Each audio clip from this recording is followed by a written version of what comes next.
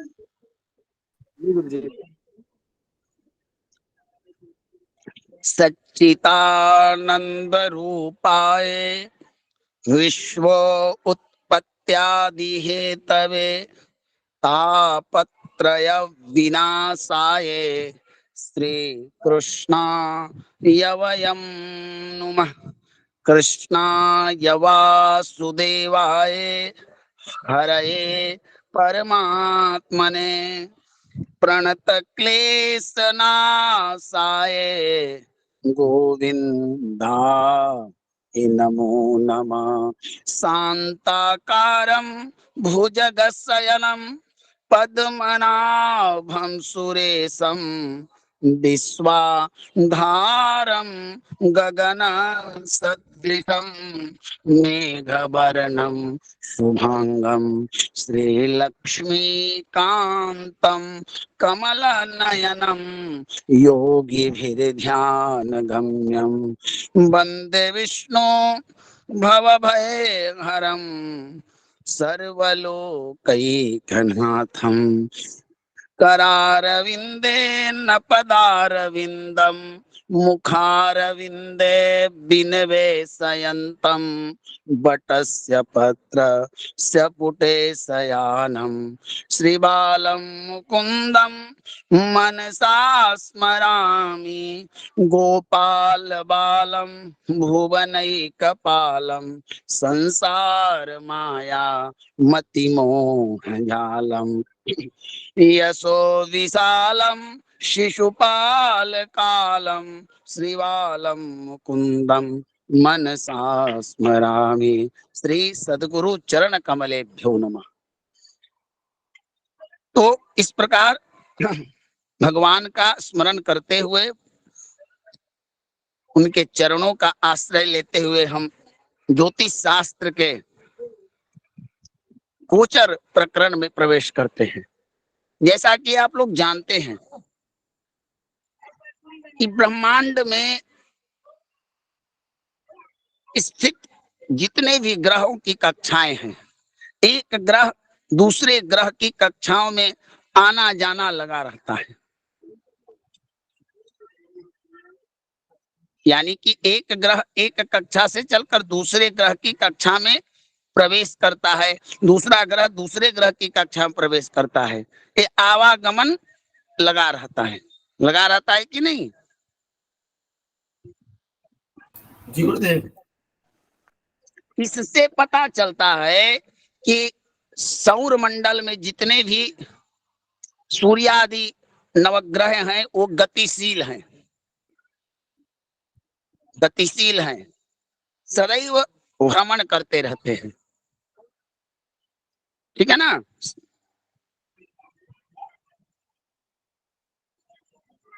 बताइए कोई हाँ या सिर्फ पुष्टि करते चलिए कि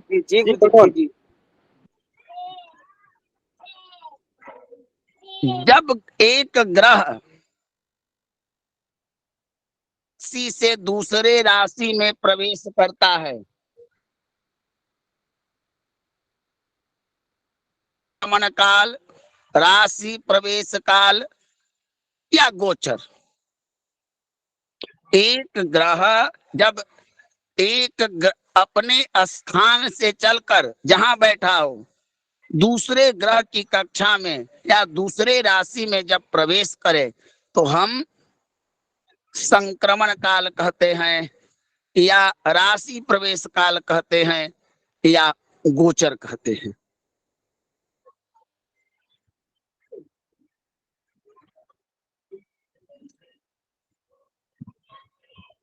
कहते हैं कि नहीं?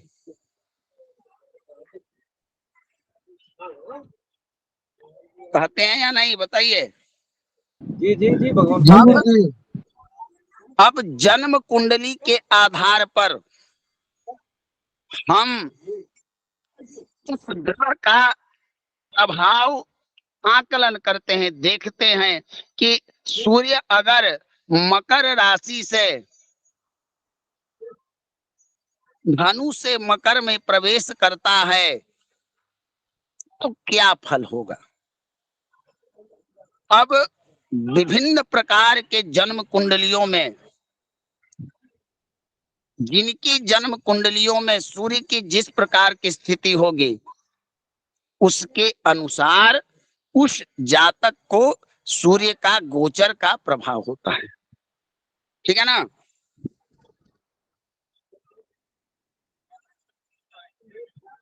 ठीक है ना? जी गुरु जी। जी गुरु जी। गोचर, गोचर शब्द व्याकरण के अनुसार गम धातु से बनता है। देखिए, गोचर शब्द, गोचर का, गोचर में को गोचर शब्द गम धातु से बनता है। गम माने गमन करना।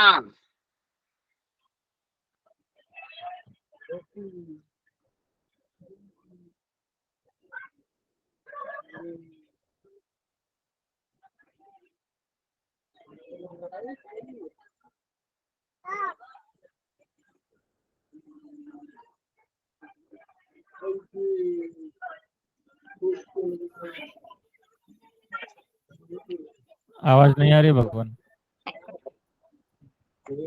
गोचर शब्द व्याकरण के अनुसार गम धातु से गम धातु से गो शब्द का उत्पत्ति होती है, और चर माने होता है चलने वाला।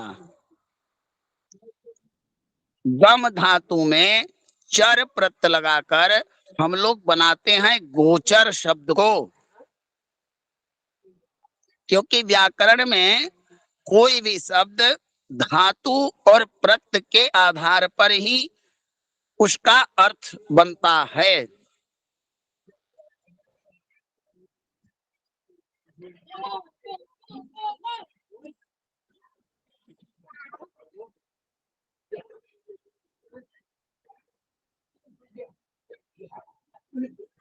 समझ में आया या पुनः इसको पुनरावृत्ति करो? आ गया समझ में जी। चलिए, चर चर चर मने चलना, चरई वेती चरई वेती। चर शब्द मने, जैसे आप लोगों के ने पढ़ा भी है, हमारे यहाँ राशियां 3 प्रकार की हैं, चर, स्थिर, द्विस्वभाव। तो चर मने चलने वाला। ठीक ना?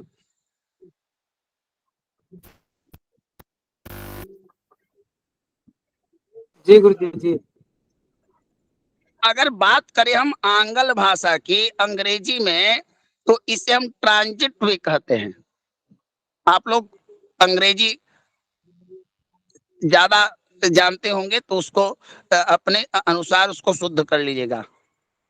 ट्रांजिट एक ग्रह को दूसरे ग्रह में प्रवेश करने का जो होता है ना, क्या होता है? कोई साक्षी जी बताइए, क्या कहते हैं? संक्रमण काल।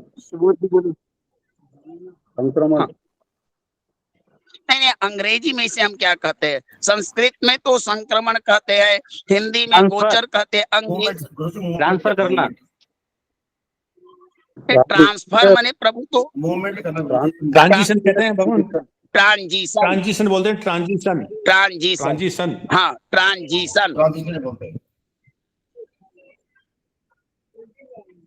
वैसे आप लोग भी जानते हैं कि ये शब्द जो अंग्रेजी के शब्द हैं, हमारे प्राचीन ग्रंथों में नहीं पाए जाते हैं।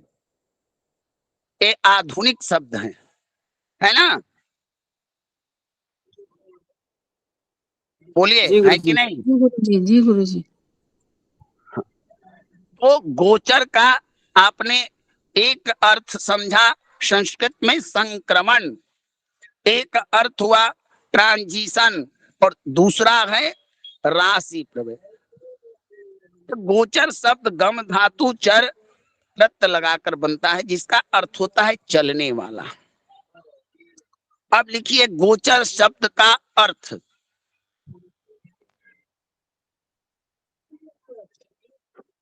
देखिए प्रभु, ब्रह्मांड में करोड़ों तारे हैं, असंख्य पिंड हैं, और हमारा ब्रह्मांड बहुत बड़ा है। ब्रह्मांड में शब्दों को समझिए, और जो शब्द नोट करने योग्य है उन्हीं को कीजिए, बाकी थोड़ा ध्यान पूर्वक अध्ययन कीजिए।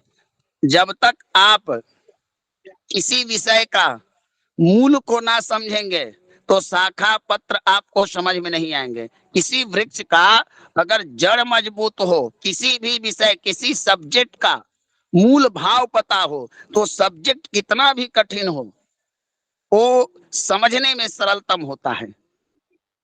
तो गोचर शब्द, गोचर की महत्ता, गोचर का प्रयोग, गोचर का उपयोग, ये सब चीजें आपको इन्हीं विषयों से पता चलेगा। तो गोचर में, ब्रह्मांड में असंख्य प्रकार के ताराएं हैं, असंख्य प्रकार के पिंड हैं। अब ये ताराएं जो हैं, ये ताराएं चलते हैं। आप देखते होंगे कि कभी कभी कोई तारा चलता हुआ दिखता है ना। जी गुरु जी, दिखता है।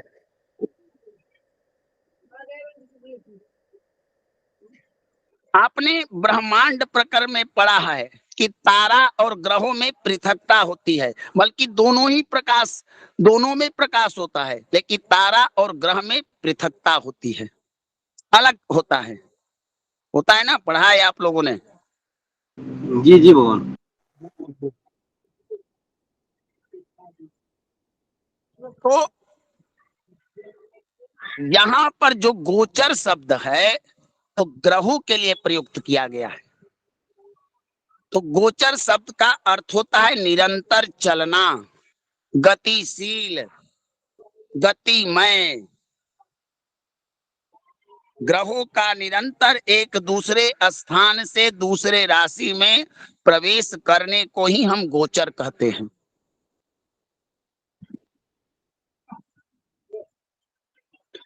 और गोचर में प्रभाव जो होता है, इसे स्थान परिवर्तन भी कह सकते हैं, इसे राशि परिवर्तन भी कह सकते हैं।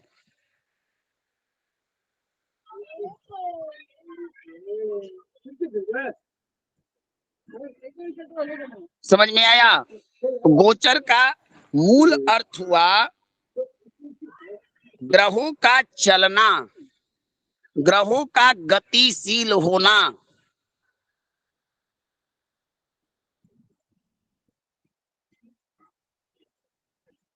क्लियर? आगे बढ़ो। जी भगवान। चलिए,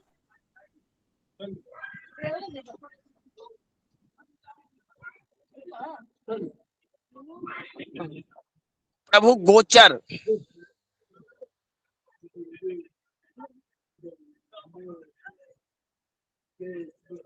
अब गोचर हमने तो जान लिया कि ग्रह एक दूसरे के राशि से दूसरे के राशि में प्रवेश करते हैं, उसको गोचर कहते हैं। लेकिन गोचर का हम फल कथन कैसे करें? गोचर का प्रयोजन क्या है? गोचर का उपयोग क्या है? मन में ये सब भी प्रश्न आपके आएंगे। हम जान गए कि सूर्य मेघ राशि से वृषभ में जाएंगे, सभी ग्रह एक दूसरे के राशि से चलते आते जाते रहते हैं। ऐसा वर्ष भर में होते रहता है ना। जी गुरु जी, होता रहता है।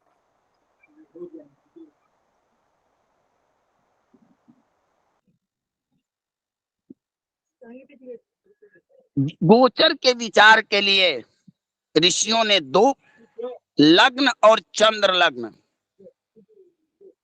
एवं चंद्रात विज्ञम फलम जात को विदई। किसी ने कहा कि गोचर का विचार जन्म लग्न से करना चाहिए। जन्म लग्न वही जो आपका जन्म के समय पूर्वी क्षितिज पर जो राशि उदित होती है, उसी को तो हम लग्न के आधार पर स्थिर करते हैं। जैसे किसी का जन्म हुआ 8 बजे और लग्न चक्र में पंचांग में हमने देखा धनु राशि चल रही है, तो उस समय आकाश मंडल में धनु राशि पूर्वी क्षितिज पर उदित हो रही है, हम उसको लग्न मान लेते हैं। यही न करते हैं लग्न स्पष्ट के द्वारा। जी बिल्कुल। तो एक प्रथा है कि गोचर जन्म लगन से मानिए, दूसरी प्रथा है कि चंद्र लगन से मानिए, फिर अन्य लग्न, सूर्य लग्न। तो 3 प्रकार के लग्न यहाँ पर होते हैं प्रधान। आप लोग जानते हैं कि लग्न, चंद्र और सूर्य अगर किसी ग्रह का विश्लेषण कर रहे हैं,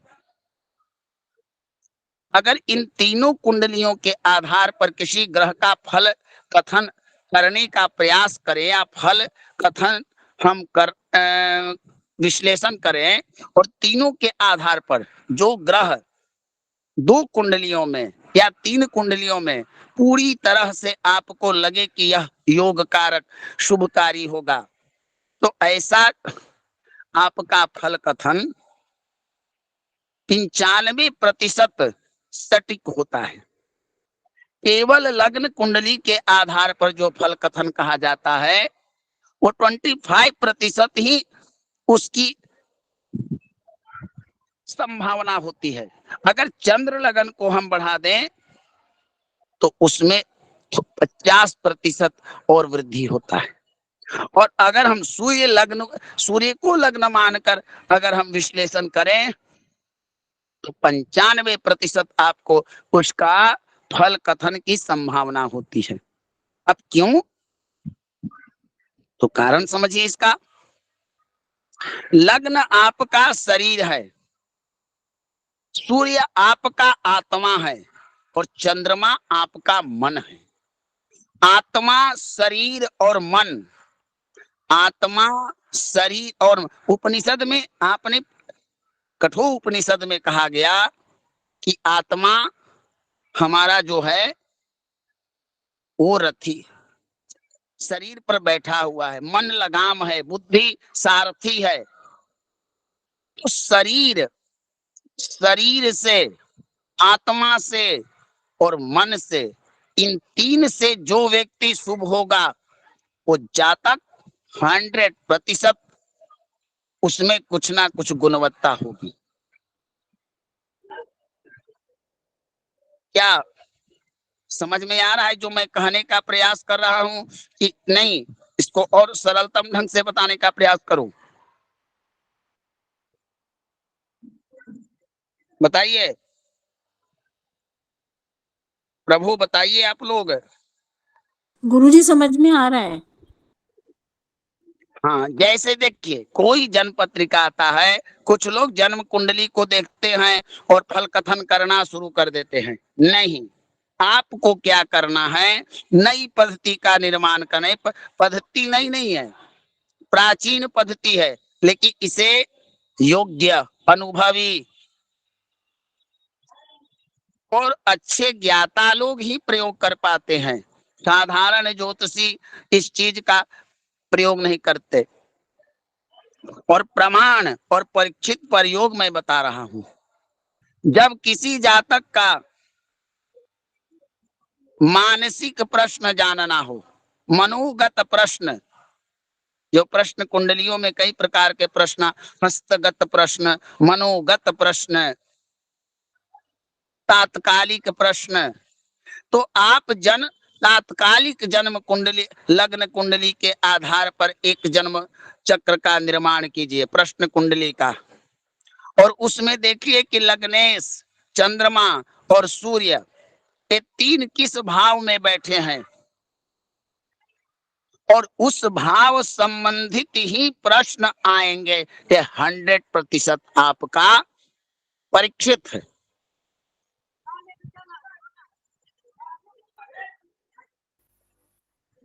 पुनः एक बार बताए प्रभु, पुनः एक बार बताए। गुरुजी पुनः बताइए, थोड़ा समझ नहीं आया। किसी भी व्यक्ति का मनोगत प्रश्न क्या होता है? ऐसा प्रश्न जो उसके मन में चल रहा है, जो उसके मन में चल रहा है, वह प्रश्न आपको ट्रेस करना है। आपको बताने का प्रयास करना है। हम कैसे बताएंगे, क्या नियम है, क्या विधा है? तो हम उसके लिए जिस समय वो जातक आया, बिना जातक से पूछे, जातक के सामने बैठकर हम एक जन्म चक्र उस समय का निर्धारण करेंगे। लग्न चक्र, लग्न चक्र का अर्थ उस समय जो लग्न बीत रहा है, शेष लग्नों को उसी अनुसार बिठाकर शेष ग्रहों को, हमको मतलब नहीं है, हमको 3 ग्रह उसमें डालने हैं, लग्नेश, सूर्य और चंद्रमा। अब जातक का प्रश्न वह होगा, या तो लग्नेश अष्टम भाव में बैठे, अष्टम भाव से संबंधित फल, चंद्रमा पंचम में बैठे, पंचम से संबंधित बल, या सूर्य दशम में बैठे तो दशम से संबंधित फल। या प्रयोग करके देख सकते हैं, ठीक है ना? जी गुरुजी। तो एवं चंद्रात विज्ञम फलम जात को विदय, इसी आधार पर, इसी आधार पर हम जन्म पत्रिका का भी अगर विश्लेषण करें, तीनों को लग्न बनाकर, सूर्य जन्म पत्रिका में जिस स्थान पर बैठे वहां लग्न बनाकर, चंद्रमा तो राशि कुंडली में बैठ ही जाते हैं चंद्र कुंडली के आधार पर, और लग्न कुंडली के आधार पर, तो हमारा फल सटीक होगा।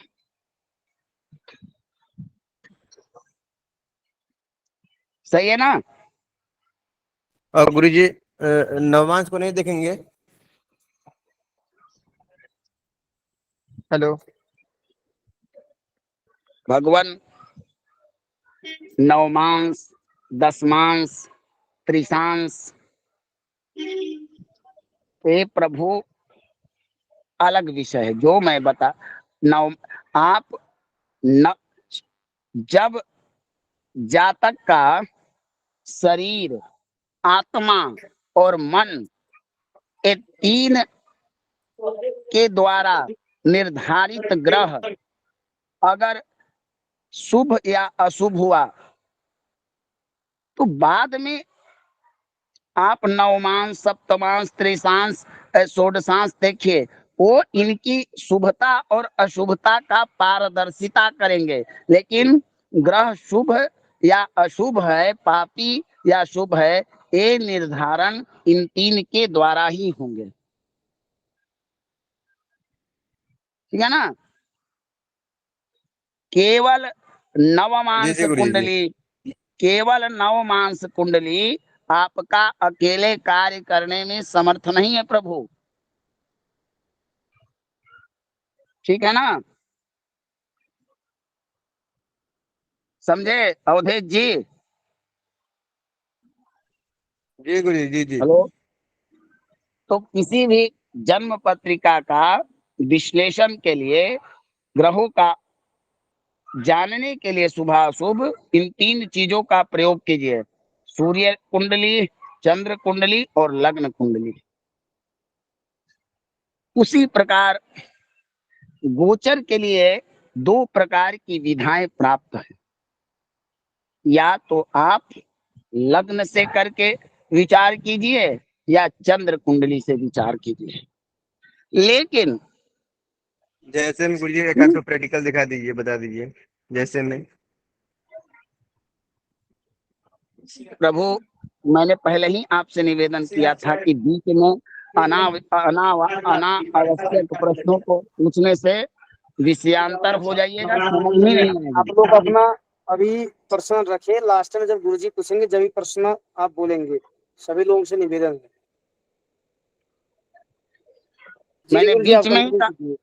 मैंने बीच में ही बोला हूँ, मैं जान रहा था कि ऐसी स्थिति होगी। मन में उतावलापन को छोड़िए, पहले समझने का प्रयास कीजिए कि क्या नियम है गोचर का। गोचर मैं अगर स्क्रीन पर बता दूं तो समझ, पहले सिद्धांतों को समझिए। 1-2 कक्षाएं समझने में जा सकते, फिर नोट्स बनाइए ना, कोई आपको परेशानी नहीं है। तो मैं था कि दो प्रकार की विधाएं। जन्म लग्न, मान लीजिए किसी व्यक्ति के कुंडली में लग्न में 9 अंक लिखा हुआ है, तो हम जब वर्तमान समय में ग्रहों की स्थिति को विचार करेंगे गोचर कुंडली में, तो हम वहां से गणना करेंगे। अब मान लीजिए कि धनु राशि वाले लोगों के लिए वर्तमान में सूर्य जो कर्क राशि में है, वो कौन से भाव में पड़ेंगे, बताइए उदय जी।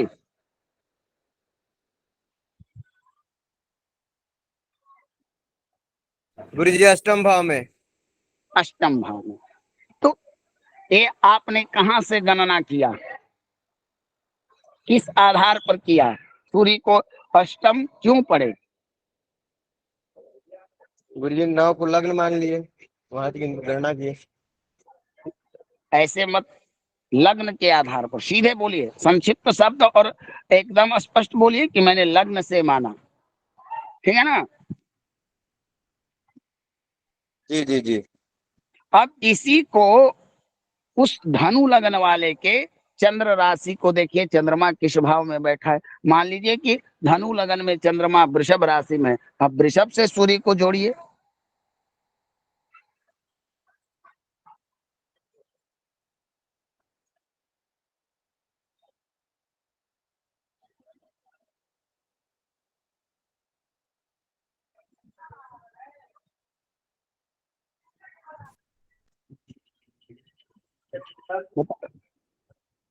तीसरे भाव में जी। बताइए जी। गुरु जी ना तीसरे तो भाव में जी। तीसरे भाव में गुरु जी। तो देखिए, जब जन्म लगन से हम देखते हैं तो अष्टम, चंद्र लगन से देखते हैं तो तृतीय। तो दो प्रकार के माइक म्यूट कीजिए प्रभु। दो प्रकार के आपको गणनाएं प्राप्त हुई ना, बताइए।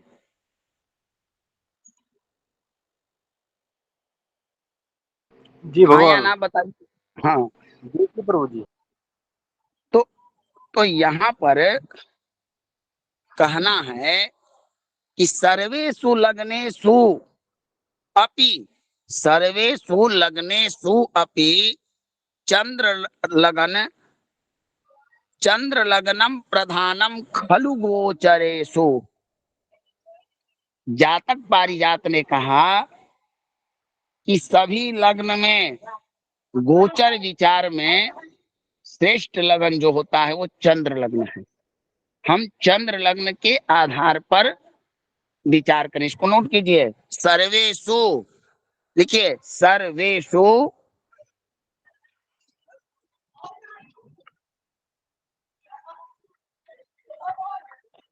लग्नेष्वपि, लग्नेष्वपि, लग्नेष्वपि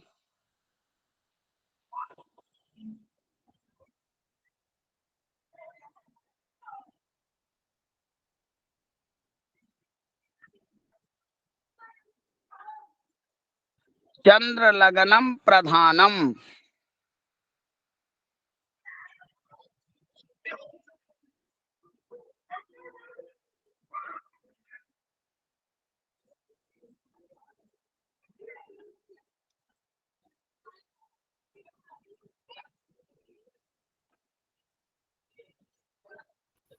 हो गया भगवान। खलु गोचरेषु, खलु गोचरेषु।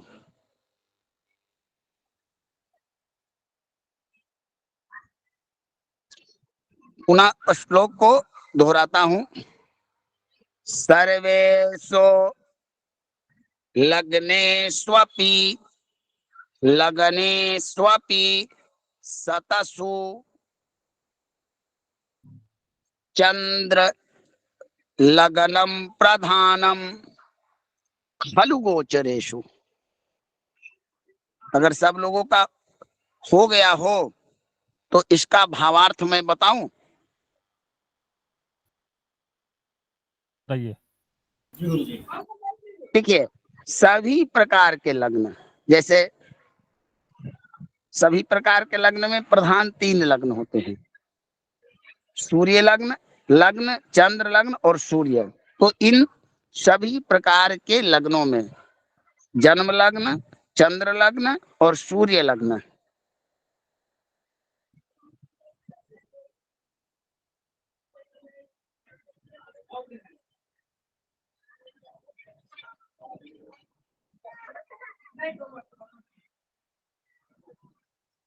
प्रधानता चंद्र लग्न की ही है।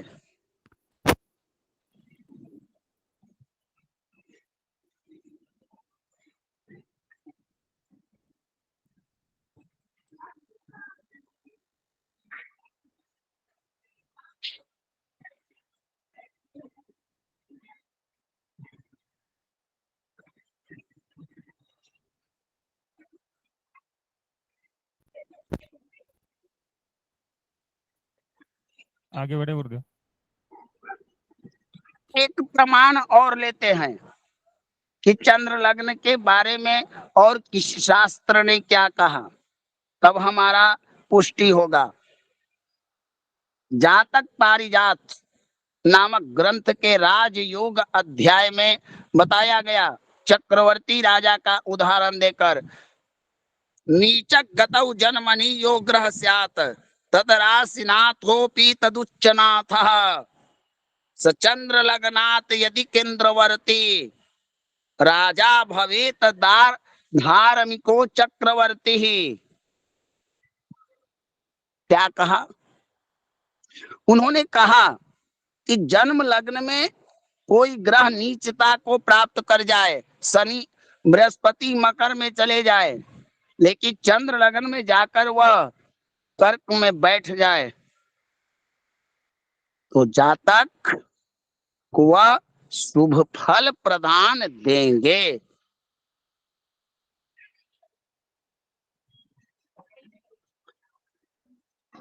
यानी कि कोई ग्रह जन्म पत्रिका में कमजोर हो, पाप पीड़ित हो, लेकिन चंद्र लग्न में, चंद्र कुंडली में जाकर वह उच्चता, शुभता, मित्रता, मूल त्रिकोण केंद्र भावों का स्वामित्व प्राप्त कर अपने स्थिति को मजबूत कर ले, तो उसकी शुभता बढ़ जाएगी। समझ में आया? समझ में आया है नहीं? जी भगवान। जी जी। नीचक गतौ जन्मनि यो ग्रह स्यात् का अर्थ हुआ कि जो ग्रह जन्म कुंडली में, जन्म लग्न में अशुभ हो जाए। अशुभता कई प्रकार से हो सकती है, शत्रु दृष्टि हो जाए, शत्रु युति हो जाए, अशुभ भावों के स्वामी हो जाए, लेकिन चंद्र लग्न में जाकर वह उच्चता को प्राप्त कर ले, शुभता को प्राप्त कर ले, तो जातक को वह शुभ फल देते हैं। इसलिए चंद्र लग्न की प्रधानता है। सर्वे सुलग्ने सोपि सत्सु चंद्र लग्नम प्रधानम खलु कोचरेशु। पाराशर इत्यादि ज्योतिर्निबंधादि ग्रंथकारों ने भी इस मत को ही माना है। तो क्लियर हो गया ना आप लोगों को कि सूर्य, चंद्र और जन्म लग्न में प्रधान गोचर का जो विचार होता है चंद्र लग्न से होता है। जी भगवान।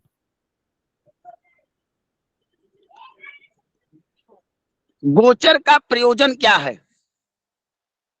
गोचर का विचार कहाँ कहाँ होता है? तो शास्त्र कहता है, विवाहे सर्व मांगल्ये यात्रादौ ग्रह गोचरे जन्म राशि प्रधानत्वम नाम राशिम न चिंतयेत। तात्कालिक ऐसे प्रश्न, मेरा विवाह कब होगा, मेरा संतान कब होगा, मेरा नौकरी कब लगेगा, किसी के पास जन्म पत्रिका ना हो और उसके प्रश्नों का जवाब देना हो ज्योतिष के आधार पर, तब हमारे पास क्या विकल्प बचता है? अगर डेट ऑफ बर्थ वाली कुंडली ना हो, तब हम नाम के आधार पर भी तो प्रश्न का निराकरण करते हैं।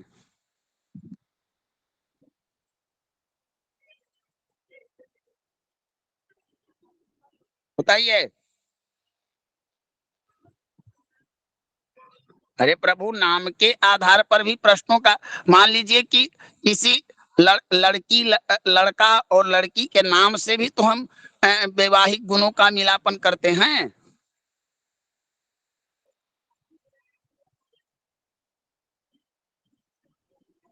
बताइए।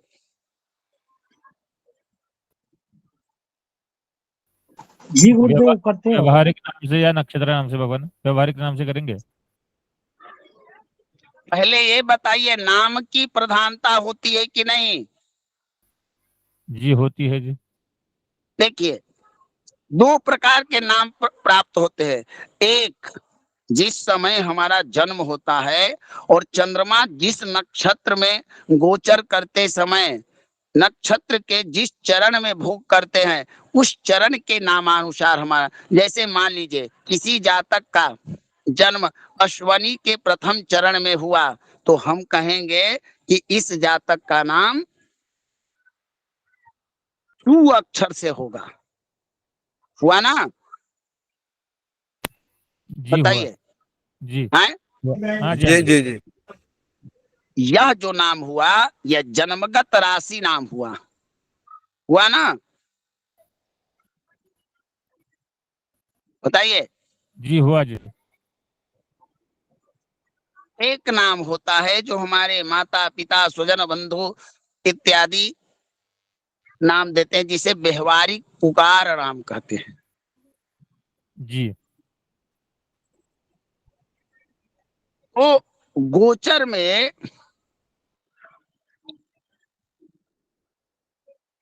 नाम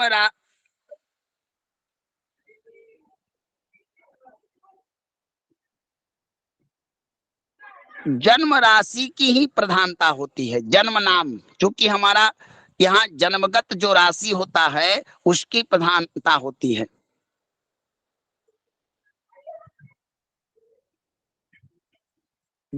समझ में आ रहा है ना? जैसे मान लीजिए कि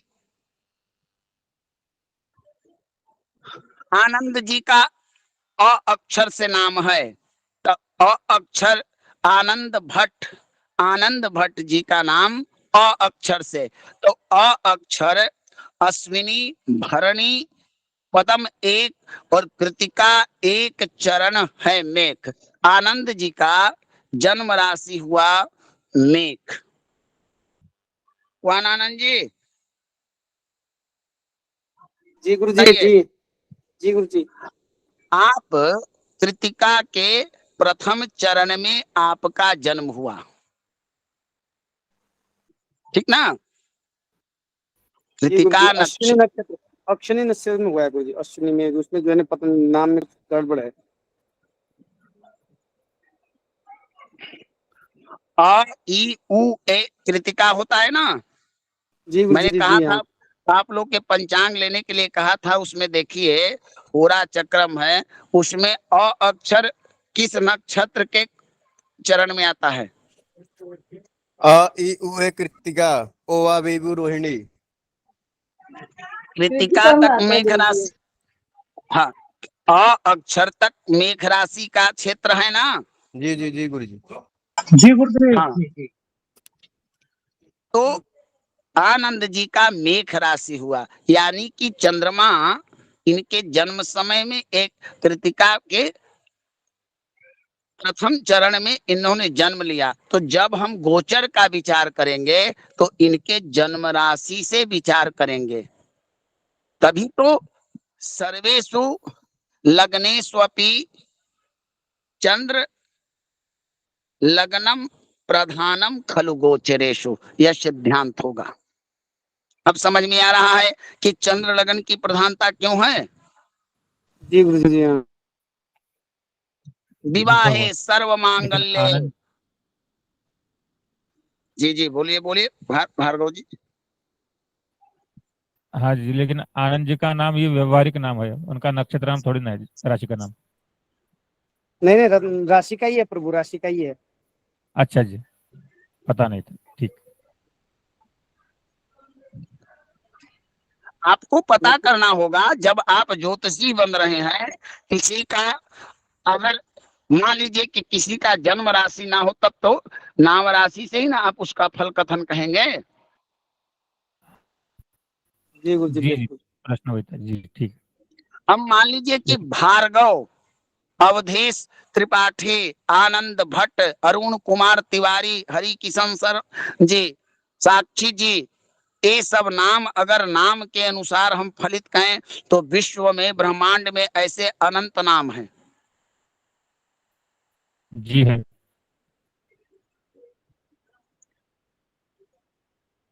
तो क्या नाम के अनुसार जो फल कथन होगा वो 100% सटीकता आएगी जन्म राशि की अपेक्षा? बिल्कुल नहीं। तो इसीलिए ग्रहों का जब गोचरीय विचार करना हो तो हम जन्म राशि को प्रधान देते, और जन्म राशि का मतलब चंद्रमा की राशि, चंद्र लग्न।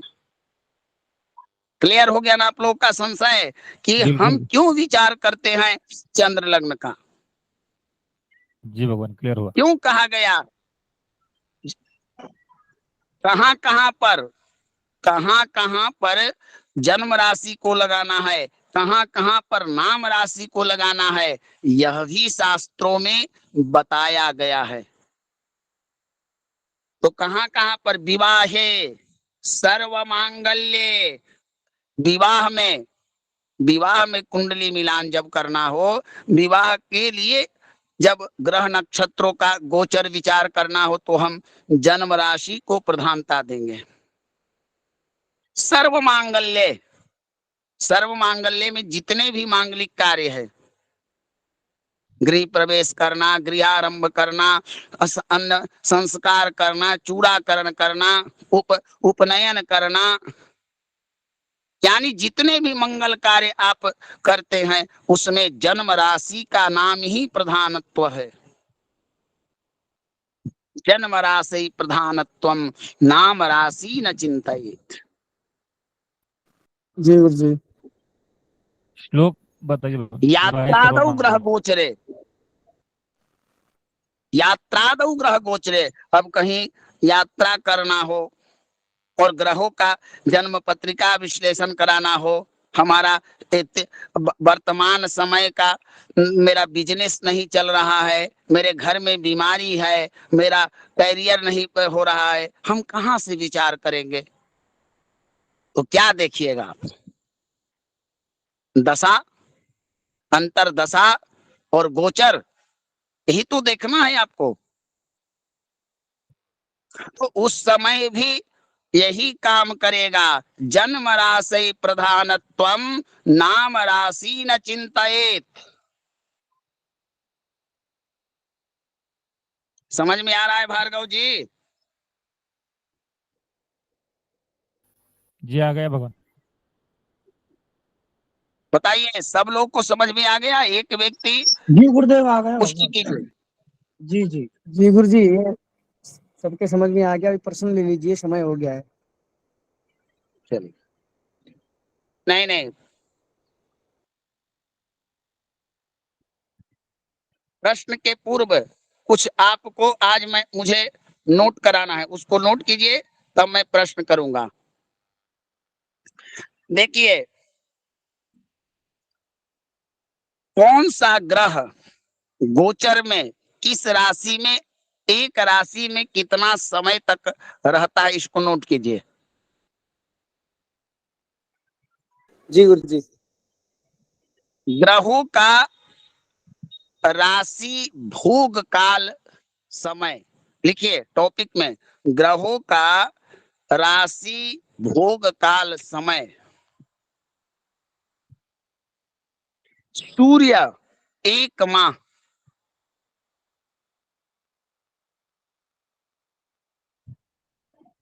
जी गुरु जी। चंद्रमा 2.25 दिन,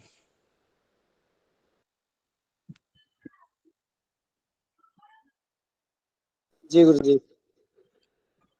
मंगल 1.5 मास यानी 45 दिन,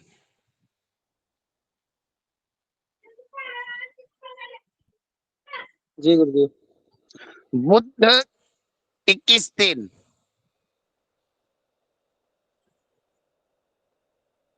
जी गुरु जी। गुरु 13 माह। वैसे कहीं कहीं मतांतर होता है कि 12.5 लेकिन पूरा 13। जी शुक्र 26 दिन लेकिन एक मासी माना जाता है।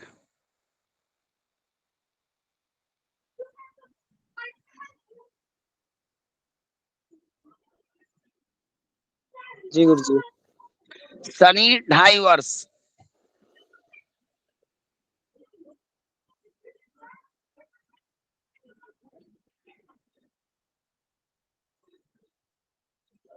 जी गुरु जी। और राहु और केतु को 19 माह।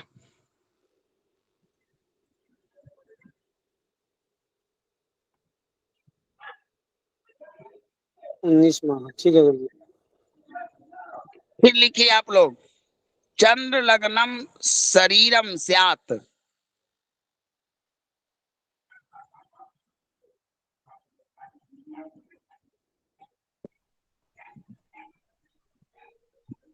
गुरु जी हिंदी में। जी गुरु जी, चंद्र लग्नम शरीर स्यात्। एक मिनट साक्षी मैडम, मैं इसको हिंदी में बताऊं। लग्नम स्यात् प्राण संगकम।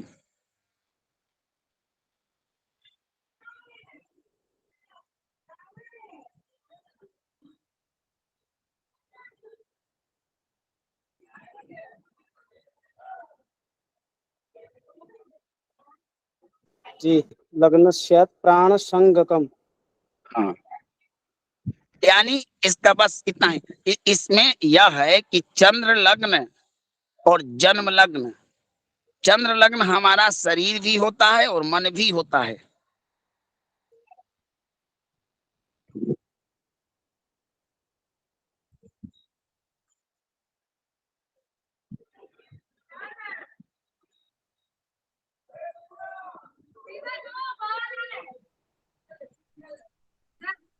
और जन्म लग्न शरीर होता है। ये जन्म लगन हमारा शरीर होता है।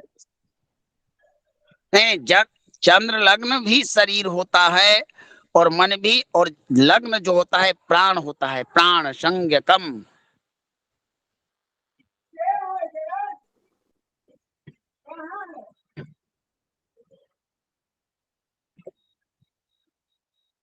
जैसे आपने, आपका शरीर पड़ा हुआ हो लेकिन उसमें से प्राण को निकाल दिया जाए तो शरीर को क्या कहते हैं हम? शव या मुर्दा कहते हैं ना? बोलिए। जी गुरुदेव। मन जो होता है वो शरीर के अंदर होता है ना? इंद्रियां। जी जी। तो जिस प्रकार आत्मा, मन, शरीर, इन तीनों एक दूसरे के पूरक हैं। अगर ये तीनों आपके अलग कर दिया जाए तो आत्मा भी जो है उसको एक शरीर चाहिए, मन को भी एक शरीर चाहिए, और शरीर को भी मन चाहिए और आत्मा चाहिए। ये तीनों एक दूसरे से जुड़े हैं। इसीलिए जन्म ज्योतिष में सूर्य, चंद्र और लग्न, इन तीनों की प्रधानता है। उत्तर दक्षिण भारत में जन्म लग्न से गोचर विचार किया जाता है। वहां पर चंद्र, क्योंकि ये जो श्लोक है यह दक्षिण भारत की ही पद्धति में है, उन्होंने यह कहा कि चंद्र लग्नम शरीरम स्यात् लग्नम स्यात् प्राण संगकम। ठीक है, चंद्र लग्न प्रधान है लेकिन यह लग्न भी शरीर है। चंद्र कुंडली में जातक का मानसिक स्थिति क्या होगा? तो जब हम किसी के मानसिक स्थिति का विचार करेंगे तो उसका प्रभाव शरीर पर ही तो होगा ना। बताइए। जी जी बिल्कुल। जी जी अब कोई व्यक्ति बड़ा बुद्धिमान हो तो बुद्धिमान होगा तो उस जातक का शरीर होगा तभी तो बुद्धिमान होगा। बताइए। बिल्कुल बिल्कुल सही बात, सही है गुरु जी। तो इसीलिए इसमें भेद ना उत्पन्न कीजिए, आप इन दोनों को मानिए शरीर। चंद्रमा भी हमारा, चंद्र लग्न भी शरीर है जो हमारा मन का प्रतिनिधित्व करता है, और मन हमारा शरीर से जुड़ा हुआ है, और लग्न हमारा प्राण है। जब शरीर में प्राण आएगा तभी तो इंद्रियें होगी, तभी तो हम देखेंगे सुनेंगे। समझ में आ रहा है ना आपको? बताइए साक्षी जी। जी गुरुदेव।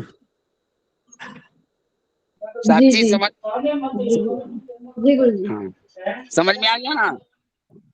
हाँ जी हाँ जी गुरु जी। चलिए, तो आज का चैप्टर यहीं पर आज प्रश्न किया जाए।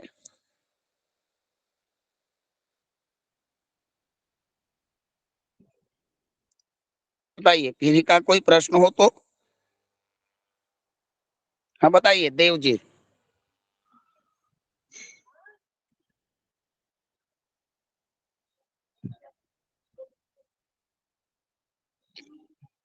देव जी, मैंने आपका नाम उच्चारण किया है कि आप प्रश्न पूछिए।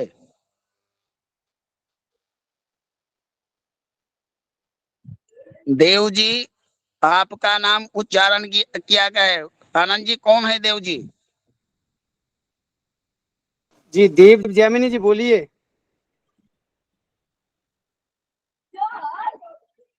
छोड़िए गुरु जी, बोलने रहे, भार्गव जी का ले लीजिए। चलिए भार्गव जी अपना प्रश्न रखिए भगवान। जी जी जी गुरुदेव। तो प्रश्न ये था कि जिसको पता ही नहीं है कि उसका जन्म कब हुआ, समय पता नहीं है, तारीख पता नहीं है, तो उसके नाम से अगर हम देखेंगे तो 100% थोड़े ना होता होगा, फिर उसको यानी उसका उपाय क्या करेंगे? बहुत सारे ऐसे लोग आते हैं जिसको पता ही नहीं है कि जन्म किन साल में हुआ, तारीख क्या थी, समय क्या था, तो उनका हल कैसे ढूंढे? ज्योतिष यहाँ तक आगे है कि जिन जातकों का जन्म पत्र पत्रिका न हो, जन्म समय न हो प्रभु, उनके लिए लक्षण के आधार पर लग्न निर्धारित किया गया है।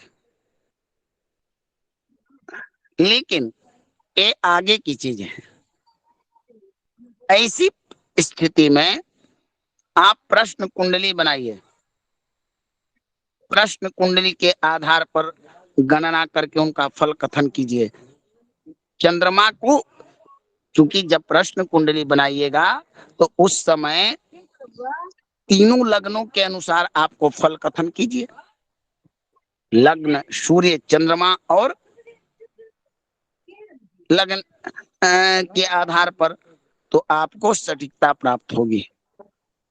जन्म राशि नहीं है, कोई कोई जन्म राशि आपका भविष्य फ्यूचर का विचार करता है, लेकिन तात्कालिक जो है वो जन्म राशि की अपेक्षा प्रश्न कुंडली पर आपका मार्गदर्शक बनता है।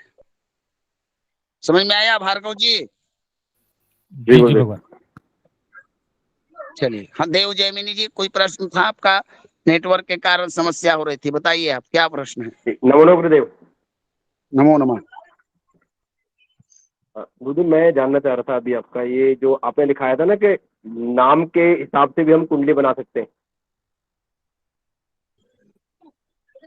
नाम के अनुसार प्रभु, अब जैसे देव जयमिनी का कुछ है नहीं, नाम है, तो हम क्या करेंगे? हाँ। जन्म नक्षत्र के चक्र में देखेंगे कि दे अक्षर किस राशि के अंतर्गत आता है। अब उस राशि को हम उस राशि पर देखेंगे किन ग्रहों का ट्रांजिशन हो रहा है, गोचर हो रहा है, उसके आधार पर फल कहेंगे। जी गुरुदेव, जैसे मीन राशि मेरा नाम आ रहा है तो हम जो कुंडली बनाएंगे उसमें तो लग्न मीन में राशि मीन कुंडली को बनाएंगे, रखेंगे। हाँ, मीन राशि को, लगन में मीन को रखेंगे ना। हाँ। जी गुरुदेव, ठीक। ऋषि जी बोलिए। सुबोध जी रिकॉर्डिंग बंद कर दीजिए। गुरुजी मेरे पास ना अभी मैं थोड़ा सा बाहर आया तो लैपटॉप मेरे पास नहीं है फिलहाल। ठीक है ठीक है।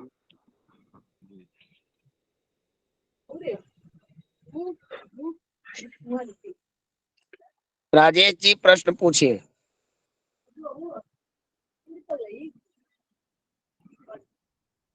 राजेश जी प्रश्न पूछिए अपना, हैंड रेज किया हुआ है आपका। ऋषि जी प्रश्न पूछिए। Hello hello. जी ऋषि जी बोलिए। गुरुजी मेरा प्रश्न ये था कि जैसे चंद्रमा अपना आत्मा हो गया, प्राण हो गया, वो सॉरी, चंद्रमा हमारा शरीर हो गया और लग्न हमारा प्राण हो गया, तो सूर्य क्या हुआ गुरुजी? प्राण और आत्मा क्या एक ही है?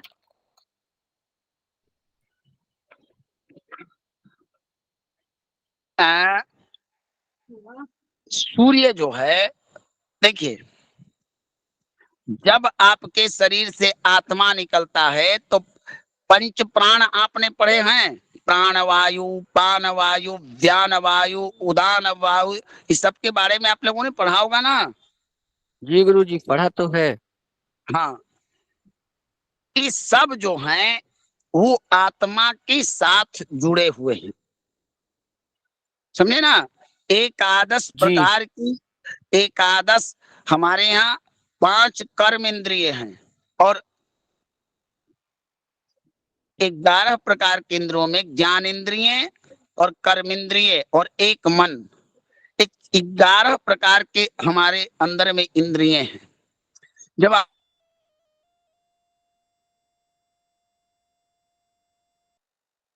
आत्मा इस शरीर को गुरुजी आवाज छोड़कर नहीं आ रही है। निकलता है तो इंद्रिय भी अपने अपने का, तो प्राण प्राण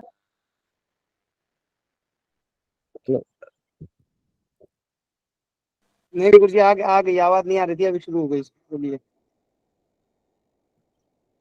प्राण क्या है? आत्मा, देखिए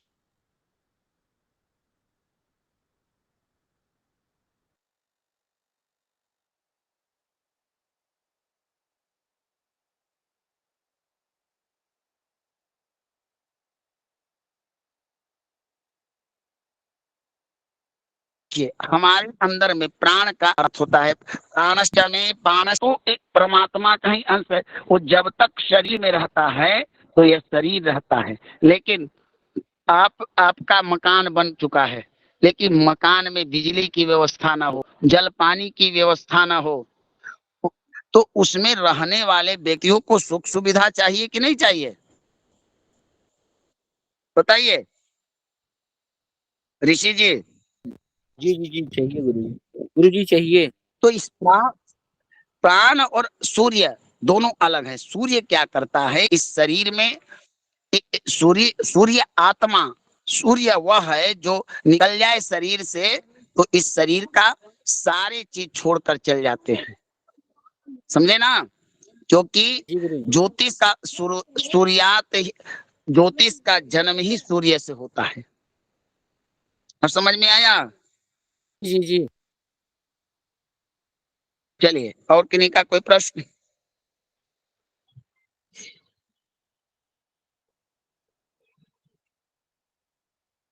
चलिए, गुरुदेव, गोचर नाम इसमें जो है नाम राशि की प्रधानता किस में रहती है जी? हाँ जी। ये एक जैसे मिनट। विवाह में मंगलकारी में बताया कि इसमें इसमें जन्म राशि की प्रधानता, तो नाम राशि की प्रधानता किस में रहती है जी?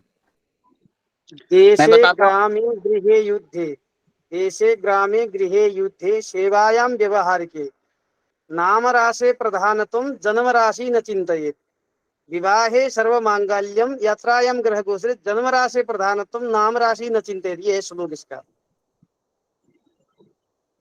समझे? अब किस अब आपका, आप किसी को मर्डर कर दिए तो आप पर FIR होगा तो उस समय जन्म राशि देखा जाएगा या आपका पुकार नाम? बताइए। जन्म राशि जी। जन्म राशि से FIR होगा प्रभु, वहां पर आपका राशि नहीं, चिंतन होगा कि जो पुकार नाम से जी। तो पुकार हाँ, नाम से। जी। तो आप मान लीजिए कहीं देशे ग्राम युद्ध किसी जगह में आपकी प्रधानता है, तो जो आपका प्रचलित नाम है उसी के अनुसार न कीजिएगा प्रभु। जी गुरुजी।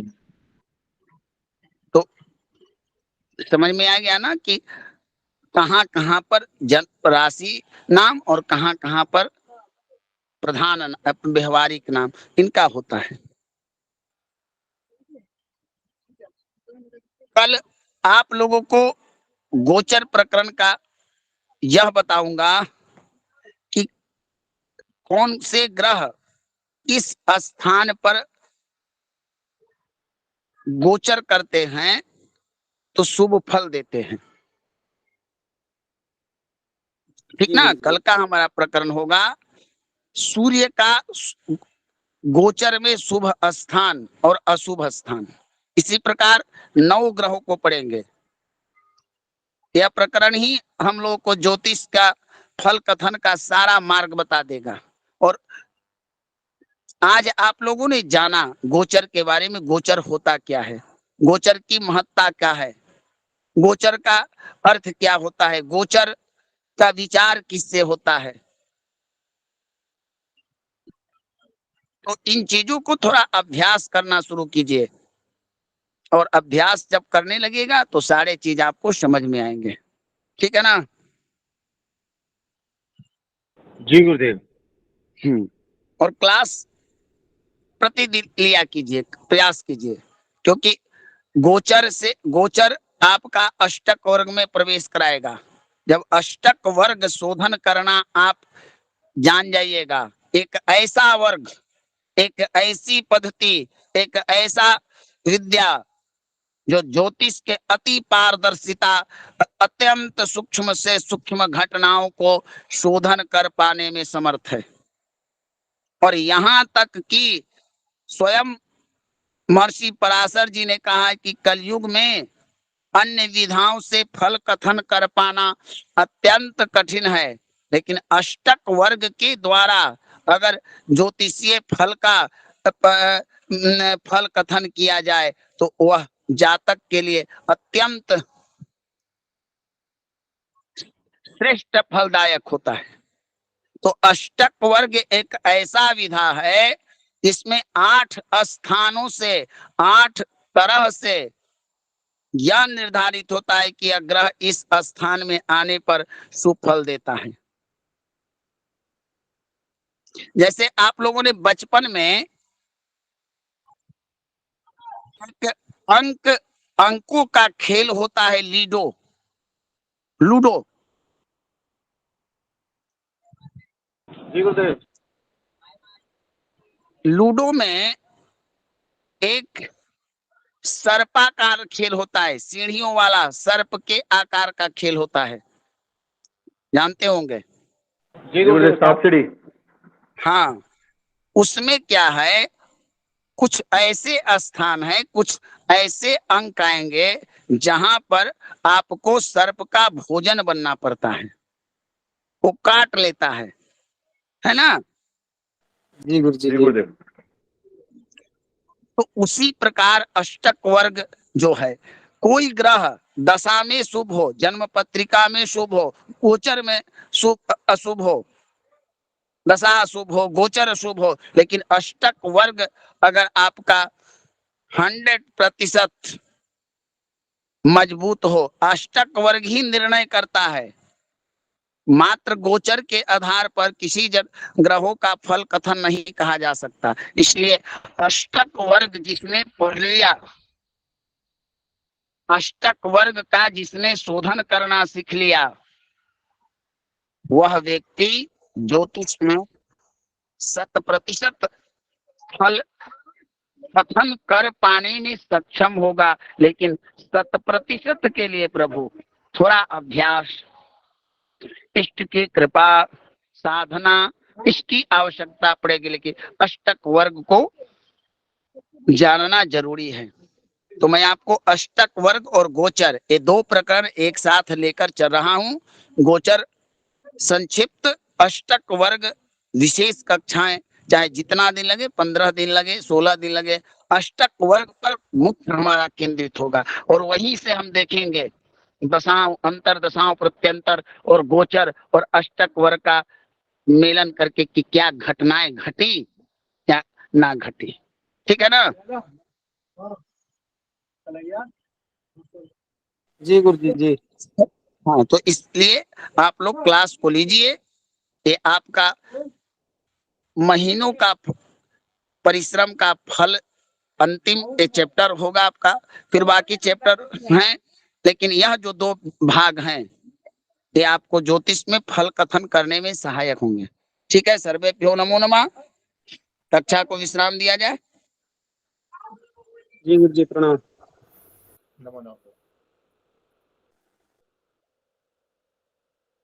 अवधेश जी शांति पाठ कीजिए। जी प्रभु जी कर रहा हूँ, एक मिनट। हरि ओम ओम द्यौः शान्तिरन्तरिक्षगो शान्तिः पृथिवी शान्तिरापः शान्तिरोषधयः शान्तिः वनस्पतयः शान्ति विश्वे देवाः शान्ति ब्रह्म शान्तिः सर्वगो शान्तिः शान्तिरेव शान्ति सामा शान्तिरेधीजतो यतः शमी हशेतो नो अभयं कुरु शन्नः कुरु प्रजाभ्यो भयन्नः पशुभ्यः शान्तिर्भवतु सर्वारिः शान्तिर्भवतु सर्वेभ्यो नमो नमः। सभी को शुभ रात्रि।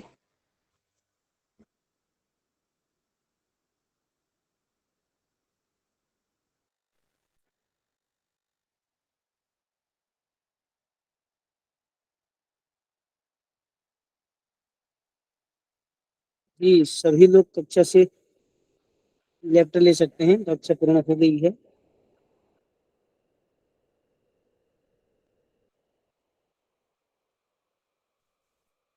आनंद जी प्रभु जी जी भगवान। हेलो, कह रहा हूँ कि जी। जब कक्षा शुरू हुई तो रिकॉर्डिंग शुरू हुई थी ना, हम्म।